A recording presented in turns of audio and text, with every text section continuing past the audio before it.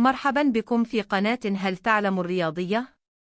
حارس منتخب بوتسوانا أصبح حديث الأعلام بعد تلقيه 3 أهداف أمام السنغال.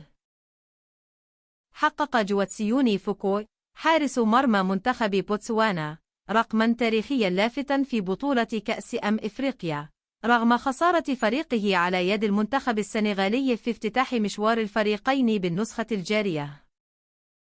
واستقبلت شباك فوكو 3 أهداف ليخسر المنتخب البوتسواني بنتيجة من 0-3 في المباراة.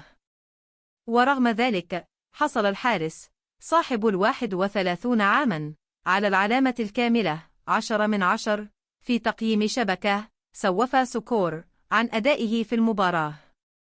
وجاء تقييم سوفا سكور بعدما حقق فوكو 14 تصديا، منها 9 من داخل منطقة الجزاء، وهو أكبر عدد من التصديات لحارس في مباراة واحدة من كأس إفريقيا منذ أن بدأت الشبكة جمع البيانات بالبطولة عام 2017.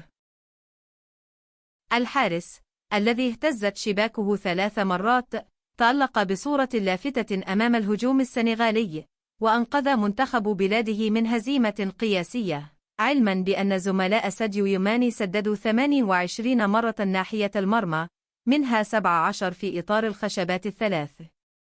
وأشارت الشبكة إلى أنه لم يسبق لأي حارس مرمى أن تصدى 10 كرات في مباراة واحدة بالبطولة خلال نفس الفترة.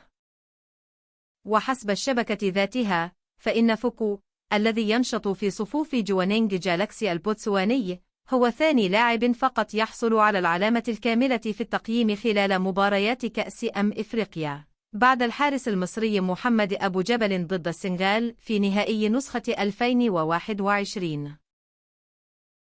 إليكم أرقام الحارس البطل فوكو في مباراة بوتسوانا ضد السنغال: 14 تصدي، 9 تصديات من داخل منطقة الجزاء، 2 التقاط ناجح للكرة، 91% دقة التمريرات الناجحة. فعل المستحيل، لكن المستحيل لم يكن كافيا.